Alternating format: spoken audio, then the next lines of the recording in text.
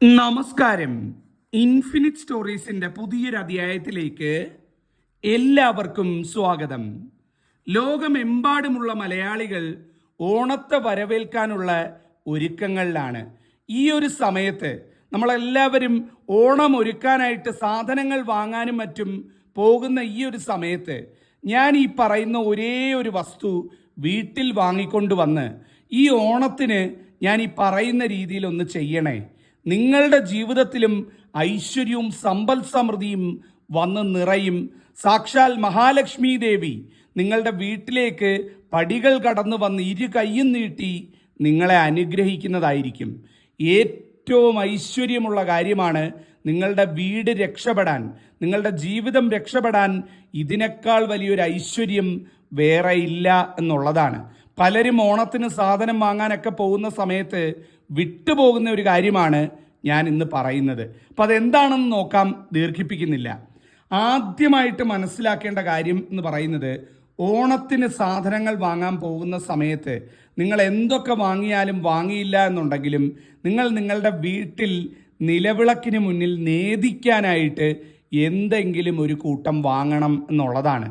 എന്താണ് നേദിക്കുക എന്ന് പറയുന്നത്? നമ്മളുടെ വീട്ടിൽ നിലവിളക്ക് വെച്ച് ആ നിലവിളക്കിനെ മഹാലക്ഷ്മിയായിട്ട് സങ്കല്പിച്ച് നമ്മളുടെ വീട്ടിൽ നമ്മളുടെ കൈകൊണ്ട് നമ്മളുടെ വീട്ടിലുള്ള അംഗങ്ങളെ കൊണ്ട് അവരുടെ വരുമാനം കൊണ്ട് അവരാൽ തയ്യാറാക്കുന്ന എന്തെങ്കിലും ഒരു വിഭവം അത് ദേവിക്ക് മഹാലക്ഷ്മിക്ക് സമർപ്പിക്കുക എന്നുള്ളതാണ് നേദിക്കുക എന്നതുകൊണ്ട് ഇവിടെ ഉദ്ദേശിക്കുന്നത്. അപ്പം ദേവിക്ക് മഹാലക്ഷ്മിക്ക് ഈ തിരുവോണ നാളിൽ അല്ലെങ്കിൽ ഉത്രാടം നാളിലായാലും മതി, എന്തെങ്കിലും ഒരു കാര്യം നേദിക്കാൻ വേണ്ട വക വാങ്ങുക എന്നുള്ളതാണ് ഈ ഓണത്തിന് സാധനം വാങ്ങാൻ പോകുമ്പം ഇനി എത്ര പണക്കാരനായാലും എത്ര പാവപ്പെട്ടവനായാലും മറക്കാതെ വാങ്ങിക്കൊണ്ട് വരേണ്ടത് എന്ന് പറയുന്നത്. ദേവിക്ക് നേദിക്കാൻ എന്ന് പറയുമ്പം കുറച്ച് ശർക്കരയോ അല്ലെങ്കിൽ കുറച്ച് പഞ്ചസാരയോ അതല്ലെങ്കിൽ പായസം വെക്കാനുള്ള കൂട്ടോ അങ്ങനെ എന്തെങ്കിലും നേദിക്കാനെന്ന് പറഞ്ഞ് മനസ്സിൽ ഉറപ്പിച്ച് വാങ്ങുക എന്നുള്ളതാണ്. അത് മറ്റു കാര്യങ്ങൾക്ക് എടുക്കരുത്. അത് വീട്ടിൽ കൊണ്ടുവന്ന് എന്തെങ്കിലും ഒരു അടയായിട്ടോ അല്ലെങ്കിൽ എന്തെങ്കിലും പലഹാരമായിട്ടോ അല്ലെങ്കിൽ പായസമായിട്ടോ തയ്യാറാക്കി വീട്ടിൽ തിരുവോണത്തിൻ്റെ അന്ന് അല്ലെങ്കിൽ തിരുവോണത്തിൻ്റെ മുന്നത്തെ ദിവസം ഉത്രാടം നാളിലായാലും മതി, വീട്ടിൽ സന്ധ്യയ്ക്ക് വിളക്ക് തെളിയിച്ച് ആ നിലവിളക്കിൻ്റെ മുന്നിൽ സമർപ്പിക്കുക എന്നുള്ളതാണ്. ഏറ്റവും കുറഞ്ഞതൊരു 30 മിനിറ്റെങ്കിലും അവിടെ വെച്ച് ദേവിക്ക് സമർപ്പിച്ചതിന് ശേഷം തുളസി തീർത്ഥം തളിച്ച് അത് എടുക്കാവുന്നതാണ്. വീട്ടിൽ ഉപയോഗിക്കാം, എല്ലാവരും കഴിക്കാനൊക്കെ ഉപയോഗിക്കാം. പക്ഷെ ആ നേദിക്കുക എന്ന് പറയുന്നത് ഒരു വർഷത്തെ ഫലം കൊണ്ടുവരും. ഓണത്തിന് സാധനം വാങ്ങാൻ പോകുന്ന എല്ലാവരും മറക്കാതെ ഈ ഒരു കൂട്ടം വാങ്ങിയിരിക്കണം. ഞാൻ പറഞ്ഞല്ലോ, അത് എന്ത് വേണമെങ്കിലും ആവാം. പായസത്തിനുള്ള കൂട്ടാകാം, അതല്ല എന്നുണ്ടെങ്കിൽ എന്തെങ്കിലും പലഹാരം ചെയ്യാനുള്ളതാകാം, ശർക്കര കൊണ്ട് എന്തെങ്കിലും വിഭവം ഉണ്ടാക്കാനുള്ളതാകാം, എന്തും ആവാം, കടും പായസം വെക്കാനുള്ളതാകാം, എന്തും ആകാം. നിങ്ങളുടെ ഇഷ്ടമാണ്. നിങ്ങളുടെ കഴിവിനനുസരിച്ച് നിങ്ങളെ കൊണ്ട് എന്താണ് ചെയ്യാൻ പറ്റുന്നത് അത് ചെയ്യുക. ഞാൻ പറയുന്നത് ഇല്ലാത്ത പൈസ ഒപ്പിച്ച് അങ്ങനല്ല, നിങ്ങളുടെ വരുമാനത്തിനും നിങ്ങളുടെ സാമ്പത്തിക സ്ഥിതിക്കും അനുസരിച്ച് എന്താണ് വാങ്ങാൻ പറ്റുന്നത് അത് വാങ്ങുക. ആ വാങ്ങുന്ന സാധനം പ്രത്യേകം ശ്രദ്ധിക്കുക. അത് ഓണത്തിന് ഒരുക്കുന്ന സദ്യയിലോ മറ്റു കാര്യങ്ങളിലോ ഒന്നും ഉപയോഗിക്കാൻ പാടില്ല. അത് നേദിക്കാൻ വേണ്ടി തനിയെ അതിന് മാത്രമായിട്ട് ഡെഡിക്കേറ്റഡ് ആയിട്ട് നമ്മൾ വാങ്ങുന്ന കാര്യമാണ്. അങ്ങനെ തന്നെ വാങ്ങണം എന്നുള്ളതാണ്. ഇത് ഒരുപാട് പേര് ചെയ്യുന്നവരുണ്ട് കേട്ടോ.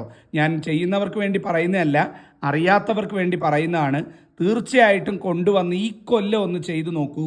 ചെയ്യാത്തവർ നിങ്ങളുടെ ജീവിതത്തിൽ വരുന്ന ഒരു വർഷം മുഴുവൻ, അടുത്ത ഓണം വരെയുള്ള ഒരു കാലഘട്ടം, സകല ഐശ്വര്യവും സമൃദ്ധിയും സമ്പത്തും സൗഭാഗ്യവും വന്ന് നിറയും. മഹാലക്ഷ്മിയെ അനുഗ്രഹം നിങ്ങൾക്ക് തൊട്ടറിയാൻ സാധിക്കും എന്നുള്ളതാണ്. ചെയ്തു നോക്കണേ, ചെയ്തിട്ട് എല്ലാവരും ഒന്ന് പറയണേ.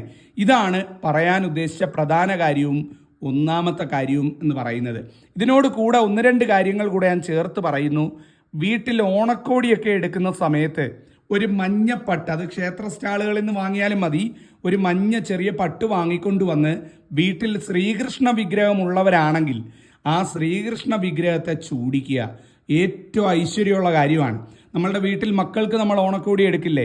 നമ്മളുടെ വീട്ടിലുള്ള അംഗങ്ങൾക്ക് എല്ലാവർക്കും, മുത്തശ്ശനും മുത്തശ്ശിക്കും അച്ഛനും അമ്മയ്ക്കും എല്ലാം നമ്മൾ ഓണക്കോടി വാങ്ങാറില്ലേ? അപ്പം നമുക്കും ഓണക്കോടി, നമ്മൾക്ക് ഭഗവാന്, നമ്മളുടെ വീട്ടിൽ നമ്മളുടെ പൂജാമുറിയിൽ ഇരിക്കുന്ന ഭഗവാന് ഓണക്കോടി സമർപ്പിച്ചില്ലെങ്കിൽ എങ്ങനെയാണ് അത് പൂർണ്ണമാകുന്നത്? അപ്പോൾ ഓണക്കോടിയൊക്കെ വാങ്ങുന്നവരുണ്ട് എന്നുണ്ടെങ്കിൽ ഒരുപാട് പൈസയൊന്നും ആവത്തില്ല, തുച്ഛമായ പൈസയാവുള്ളൂ. ക്ഷേത്ര സ്റ്റാളിൽ നിന്ന് വാങ്ങിയാൽ മതി. ഒരു മഞ്ഞക്കോടി അല്ലെങ്കിൽ ഒരു മഞ്ഞപ്പട്ട് അല്ലെങ്കിൽ ഒരു മഞ്ഞ തുണി അവിടെ വാങ്ങാൻ കിട്ടും എല്ലാ ക്ഷേത്ര സ്റ്റാളുകളിലും. അത് വാങ്ങിക്കൊണ്ട് വന്ന് നിങ്ങളുടെ വീട്ടിലെ ശ്രീകൃഷ്ണ വിഗ്രഹത്തെയും ആ ഓണക്കോടി ചൂടിച്ചു വേണം തിരുവോണത്തിൻ്റെ അന്ന് നിങ്ങൾ ശരിക്കും പറഞ്ഞാൽ ആ ദിവസം വിളക്ക് തൊഴാനെന്ന് പറയുന്നത്. വിഗ്രഹം വീട്ടിലുള്ളവർ ചെയ്താൽ മതി, അല്ലാത്തവർ ഇത് ചെയ്യണമെന്നില്ല. വീട്ടിൽ ശ്രീകൃഷ്ണ വിഗ്രഹം ഉള്ളവരാണെങ്കിൽ ഇത് ചെയ്യൂ, അതിൻ്റെ എല്ലാ ഐശ്വര്യവും ഫലവും നിങ്ങൾക്ക് ലഭിക്കുന്നതായിരിക്കും. മൂന്നാമതൊരു പ്രധാനപ്പെട്ട കാര്യം എന്ന് പറയുന്നത്, ഈ ഒരു ഓണത്തിന് നിർബന്ധമായിട്ടും നിങ്ങളുടെ വീട്ടിൽ ഈ പറയുന്ന പാത്രങ്ങൾ കാലിക്കിരിക്കാൻ പാടില്ല എന്നുള്ളതാണ്. ഉപ്പ്, മഞ്ഞൾ, അരി അഥവാ ധാന്യം, നെയ്യ്, ഈ 4 വസ്തുക്കൾ ഇരിക്കുന്ന പാത്രങ്ങൾ കാലിയായി ഇരിക്കരുത്. ഇപ്പോൾ ഓണത്തിന് സാധനമൊക്കെ വാങ്ങാൻ പോകുന്നവരുണ്ട് എന്നുണ്ടെങ്കിൽ ഉപ്പ്, മഞ്ഞൾ, അരി, നെയ്യ്, ഈ 4 സാധനം നിർബന്ധമായിട്ടും വാങ്ങുക. ഏറ്റവും കുറഞ്ഞത് നിങ്ങളിത് വെക്കുന്ന ഭരണിയുടെ അരഭാഗമെങ്കിലും ഈ വസ്തുക്കൾ ഉണ്ടായിരിക്കണമെന്നാണ് പറയുന്നത്. ഈ വസ്തുക്കളെല്ലാം മഹാലക്ഷ്മി സാന്നിധ്യമുള്ള വസ്തുക്കളായിട്ടാണ് പറയപ്പെടുന്നത്. അപ്പം ഈ വസ്തുക്കളില്ലാത്തൊരു അടുക്കള എന്ന് പറഞ്ഞാൽ ദാരിദ്ര്യം പിടിച്ച അടുക്കളയാണ് എന്ന് പറയാൻ സാധിക്കും. അല്ലെങ്കിൽ ദാരിദ്ര്യം കടന്നു വരുന്ന അന്നപൂർണേശ്വരി ദേവിയും മഹാലക്ഷ്മി ദേവിയും കുടികൊള്ളാത്ത അടുക്കളയാണ് ഈ വസ്തുക്കൾ കാലിയായിട്ടിരിക്കുന്നത് എന്ന് പറയുന്നത്.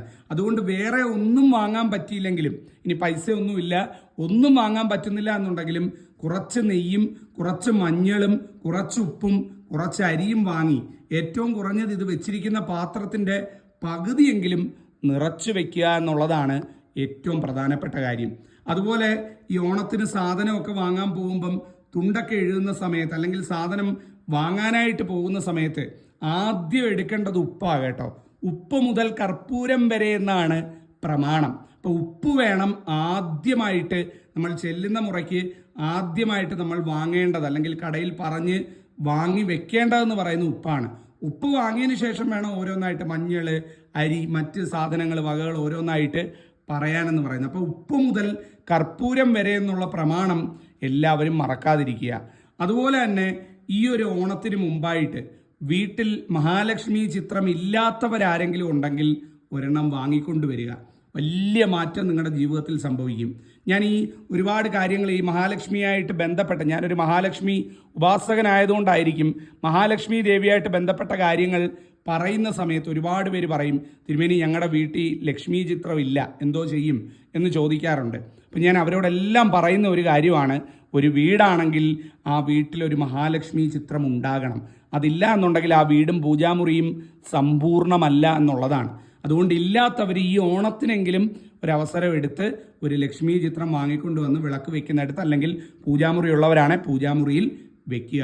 ഇനി പൂജാമുറി ഇല്ല എന്ന് കരുതിയും വിഷമിക്കേണ്ട, നിങ്ങളുടെ വിളക്ക് വെക്കുന്നിടത്തായാലും ലക്ഷ്മി ചിത്രം സ്ഥാപിച്ചാൽ മതി.